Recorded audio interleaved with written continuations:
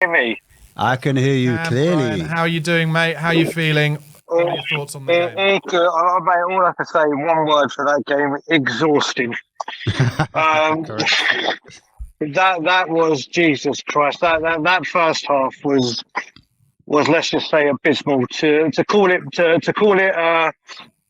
in a nice manner. That first half was so disjointed, but you could see the difference in the second half. But we made it hard work at the end. But yeah, like I said, exhausting, boys. What did you reckon? I mean, I was incredibly frustrated watching it. I've calmed down a little bit now. I think exhausting is a good way of putting the game as in total. I would say at halftime, I definitely didn't see a way back in it for us, really, the way we were playing. And fair play to Ange, he hooked a couple of them.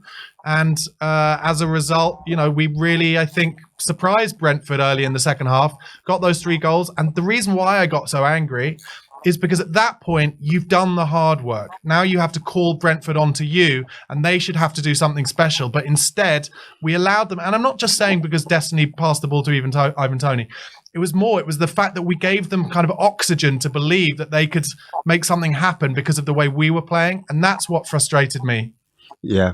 I'll tell you what frustrated me in the beginning, if we break this down in the first half. First half, you look at it now, you look at that starting lineup. The back five is the back five we all want to see, and we'd say right now is the best back five at Tottenham, hands down. You had Maddison and Bentancur together for the first time. So you had a good nucleus of 7 players there. They're like, when you're talking our first 11, they're straight in, and the passing, just nothing was working. Defence looked shaky. Midfield couldn't string a pass together. But we couldn't get it up front. I think I was actually surprised, and I will give credit. I thought Wally Skip was our best player in the first half. I don't know if people see a different game to me. I actually think he played. I think he played in the first half.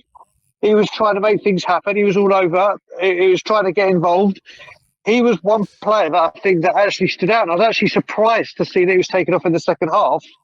But I heard you, Barnaby, just talking about Brennan Johnson before I came on. Obviously, that was a subject we were having with Ash. Ash Bassick will know a bit. I'm actually a fan of Brennan Johnson's. I've been saying that I think he's going to come good. He's coming. Have we been overplaying him? Have we had any other option but to overplay him because of injuries and whatnot? And after the performance against City, it was clearly obvious over the last few games that he's been lacking in confidence. His price tag is wet. He's had to cut out.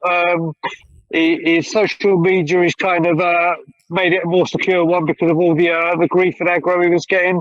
He needed to come off and have an impact from the bench, which is what I think we all thought he'd be doing in the first place anyway. And he combined with Werner, another player that I think played well. Final ball needs a lot of work, but got the assist to Johnson. Johnson gets that goal in the bank and can hopefully progress from there. And it looked good, but then we just fell apart again at the last parts of the second half. Didn't we? Just brought it on ourselves. Yeah, I think it was a case of in that game especially, moments. We had moments where we looked absolutely outstanding, but then also we had moments where we looked unsure, nervous, incomplacent. It looked like we hadn't played together before, like you were talking about in that midfield. Skip was winning that ball back for us and trying to recycle that ball quite a lot of the times. But yeah, I give credit to Ange for kind of seeing that and then switching it up and making that move. What I wanted to ask you as well was, what did you make of Richarlison's performance? So first of all, I will say one thing, because every time you said moments, I thought you were about to say Mopay, and I was about to pick up a glass and throw it at a TV, because that guy, is there a more annoying person? Oh my God, he was doing my head in today. We know he's a wind-up merchant. Mate. Barnaby, I'm gonna have to come and throw a glass in your direction when I'm back in London now, aren't I? So no, listen, I've been called many footballers. I've been Lucas. I've been called quite Kalini. I've had them all. Don't call me Mopay. Come on. But getting back to what was the player you asked about? Can I just make a point on Brian? Can I just make a point on Mopay though? Yes, Pushka. You got to say that Brentford's played it exactly right, and I think I said it earlier.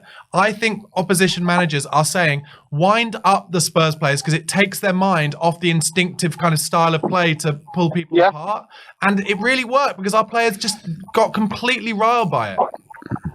Yeah, no, you're right. I mean, but these are the things that should not affect. I completely see where you're coming from, Barnaby, and I think you got a fair point. But that just shows that they've got to learn not to do this. They've got to learn that people are going to do this, and going for the top prizes and trying to be top four and all this. That's how they're going to try and throw you off your game. And like you said, it did work, but he's an annoying little person. Let's just leave that one there. Sorry, he's rubbish at football. Honestly, I think Mope is so poor. But the question that Ash asked you before was about Richarlison's performance, Brian. What do you think? Yes, mate. Listen, I've been picking Richarlison up since he's come back from his injury, and do you know what? That shot he had in the first half that hit the sun, oh my God, that was an absolute thunderbolt. Yeah. I hadn't seen that in him in a Spurs shirt. That anticipation, or not the anticipation, what's it called? The directness, and just being I really like what I saw there. Obviously, we're quite lucky with the first and the third goal, with the way it all broke and fell to people. Richarlison, people have been saying that he's not one of these that are going to get you all the. And I think his hold-up play has got so much better this season. I think his hold-up play is not getting spoken about enough. He is holding it up at the moment. It looks like we're just lacking that little bit of pace, that spark, and that's what I think that Timo Werner's given us. Somebody can release the ball to, someone that like an outlet. I think Richarlison deserved this goal. I think Richarlison carries on this streak of form that he's on. Listen, people think he's going to assuming that he's got to get 20, 30 goals because he's there now where Harry Kane. He's not a Harry Kane striker. He's not. He needs service into the box and early so he can use the strengths he has got, and he has been using them this season. So look, mate, he can only play another game and get another goal. Give him more confidence. Listen, all these things that we're talking about, we come away with 3 points. Fortunately, I think we're very fortunate at times. But yeah, it just goes to show that I think, by the way, also, it shows that we do need something tomorrow. I'm not saying it has to be a marquee signing or something. We just, if there's a deal that can be done, or if there could be some boiling under the surface ready to go tomorrow, but it just shows, I think we're just lacking something moving forward. I think the defence is locked up. There's just that. I don't think it's Gallagher. I don't want it to be Gallagher, but I understand if he comes, it's not my personal choice. But whether it be a progressive midfielder, an attacking midfielder, so there's more creativity. If Maddison isn't on the racetrack or isn't not in the team, I don't know if it's a forward we need, but I just hope there's one that gets through tomorrow, because I think we desperately need something.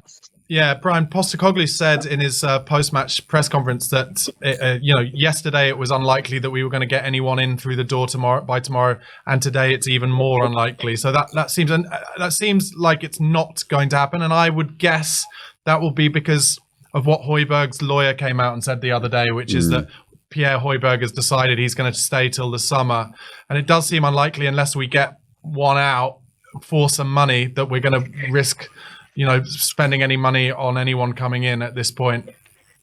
Yeah, but I honestly think, and I don't mean this class of player, but I don't know why, I've just got the feeling like Rafa van der Vaart style deal is going to come. Like that last minute. I'm not saying nowhere near the quality of him. I'm not saying anywhere near the quality. I think there is a part in the day tomorrow will go breaking news. Spurs have made a last minute, or Spurs have wrapped something up, and I think it's going to come late. I don't know why I'm thinking this. Me of all people. I just think there's something up Tottenham's sleeve. I'm hoping. And it could just be, Ange just playing mind games. It could be Ange.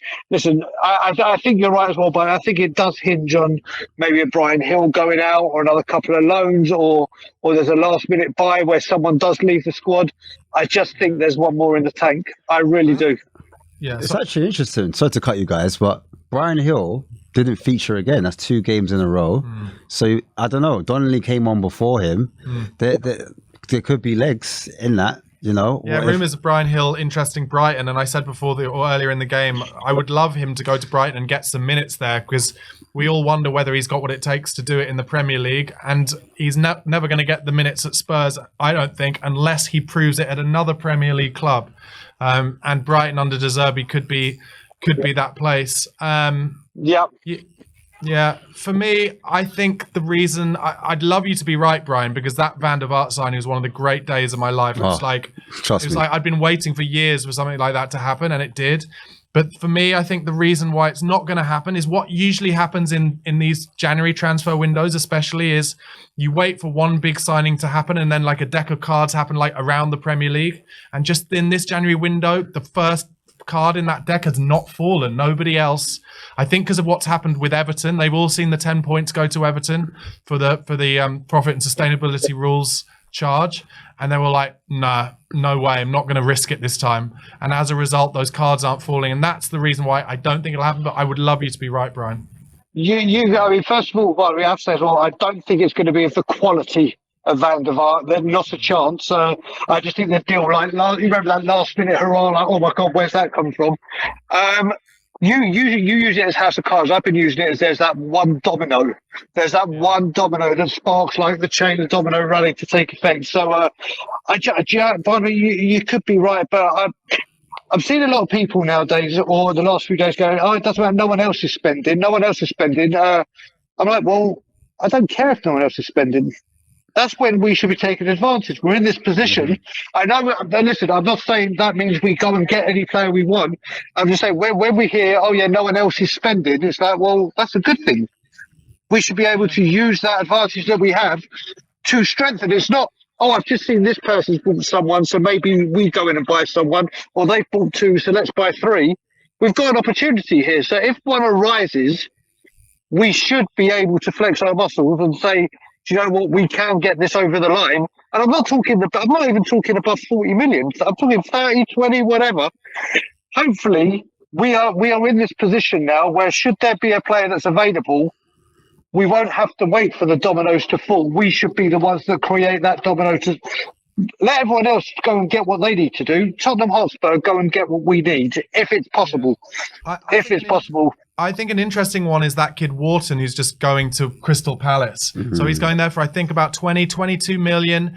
And as we saw with like Eze and Elise, players that we were linked with, we've again allowed another player who is, seen as raw potential and a real star in the making to go to what I would describe as a kind of intermediate Premier League club first. So it says to me a little bit like Levy and or the recruitment team or whatever are still in a position where they're like, well, we want to see that they're good enough in the Premier League first, and then try and get them maybe towards the end of that contract. And I think if we were going to spend 22 million, then it might have been on a player like him, or maybe Anne just said Jamie Donnelly has got as much chance of getting first team minutes as the kid Wharton does at this stage.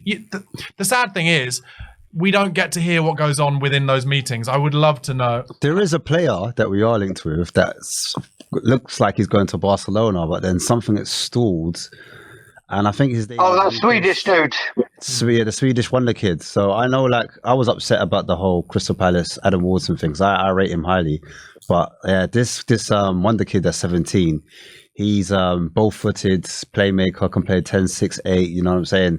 And the deal hasn't gone through for Barcelona yet. And Xavi wants to leave because he thinks things aren't right there. He said, even if we win the Champions League, I still want to go. So I'm just thinking, I know there's a lot resting on this January window, but do you reckon Spurs are holding out for the summer because there's going to be a lot of opportunity in this window where a lot of clubs might not be able to go for who they want, but then we're allowed to move because we have the advantage and we've got the leg room and the funds to maneuver on players like, I don't know, like you said, Elise or Eze, but other clubs can't because, in terms of profit and sustainability, they need to get rid of players before June, I think is the rule. It's before the end of the June. I mean, I think my hunch is that Levy / Lang or whatever have been thinking, if it's genuinely true that Chelsea need to sell a homegrown player and Villa do, that on the last couple of days, they'll be like, okay, we don't need 50 anymore. We'll go for 40.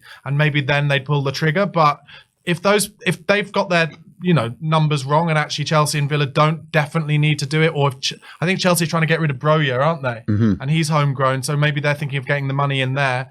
Then the other thing that Levy will be looking at is, well, Conor Gallagher doesn't seem any closer to signing a new deal, and in the summer it'll just be 12 months, and then we can get him at 25, 30. Pardon me. I'll tell you one thing. I'm so bored of Conor Gallagher. I am so bored of this story. For me, it's a complete non-starter. We're going to go back in to maybe verbally register our interest, to monitor the situation, to verbally agree, to maybe talk, to put in a bid. The bid will be short, and then it's such lazy journalism. This story is such lazy, and there's been a lot of it this window. Of course, this is what they've got to do. There's been a lot of it.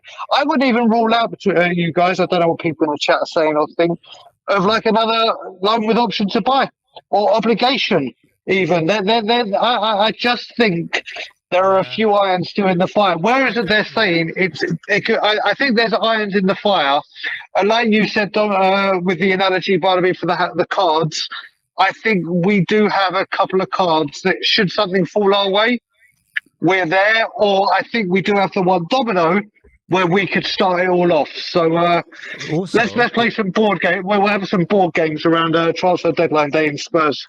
There is a player that you like and I like, and he goes by the name of MGW at Forest. Morgan Gibbs White. Top player. Maybe we're holding out for someone like that, because Forest are in a bit of trouble with FFP. So it's a possibility. I'm just saying, you never know. What I like about him is he's got the swagger and the personality to really take it on, like similar to Madison. Yeah, I do like him. So what he did against Arsenal. I love MG. You saw what he did against Arsenal. That was brilliant. Unlikely. What I would say is, it was interesting to me that Ange came out, I think just yesterday, and said that he'd had a few chats with Paratici. So that was the first thing from inside the club, really admitting that Paratici is still involved at some level. So in terms of what you're saying, Brian, about maybe some secret, some surprising loan with obligations, well, that's Paratici's bread and butter. So if they're still having chats, it means that Paratici is putting names forward to Big Ange. I think there's a chance that maybe some names have been put forward to Big Ange, and Ange has said, no, that's not what I need right now. Like what I need, and we're not going to do this thing like the Jed Spence deal where we're going to sign one now that the manager doesn't definitely want. And to be honest, if that's the case, and we're theorizing, but if that's the case, then I think it's better for Spurs. If Ange is only going to say yes to the ones that he wants and needs. Correct. Yeah, I agree. 100%, boys. Well, so let's just say we got the job done. Back in the top four. Everton away is going to be a tough game, and who knows, there may or might not be a player. But the one thing I wholeheartedly believe is it won't be Conor Gallagher.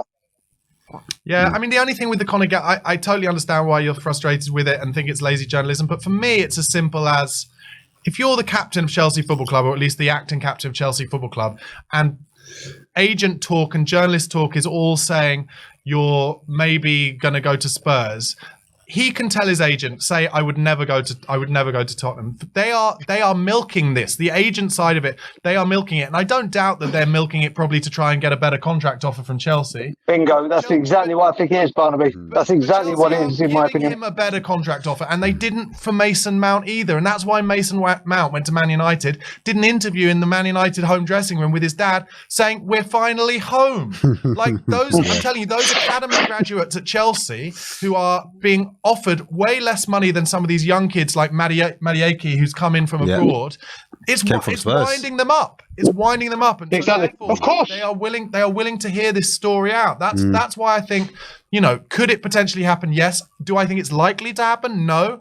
But if it does happen, I think almost let's put aside the fact that maybe he's not going to take us to the next level, but would it be a huge thing for Tottenham to get the acting captain of Chelsea out of their club? I think it would. But it does give them more room. It gives them more room if we buy him in financial fair play. But more room for them to hang themselves. Like, I think Poch will end up doing a good job there if he's given the time. But look, let's not kid ourselves. They've been absolutely done at Anfield again tonight. Yeah. They are honestly, they've got too many young players all thrown in at once. It doesn't work on Football Manager. It doesn't work in real life. And someone's got to have a word with Todd Bowley and say, mate, take a step back. You are ruining us for now. And you know, there will be long may it continue, Barnaby. Long may it continue. Rory Jennings will be doing a video right now saying Poch out, it's all Poch's fault. And actually Poch is probably the only thing keeping them from being about 18th at the moment. Yeah, true. And you're right. That's things you love to hear in it. I mean, Rory Jennings will flap his gums now and talk utter nonsense and say random words in a sentence and try to make it sound like he knows everything. And when it comes to Chelsea, he may do, but it's general gibberish from him. So I look forward to watching the latest instalment of the Jennings meltdown. Yeah. Brian, top man, as ever. Really good. Eloquently put. Always a pleasure, boys. And always a pleasure to speak to you, especially when Spurs have won 3 points. No matter how we got over the line, the important thing is we did get over the line. And we're fourth. That's important for me to remember more than anybody else. Yeah. Damn right. Well, listen, guys, enjoy the rest of the show. Everyone in the chat, have a great evening. I'm sure I'll speak to you all soon. And as always, Levy out.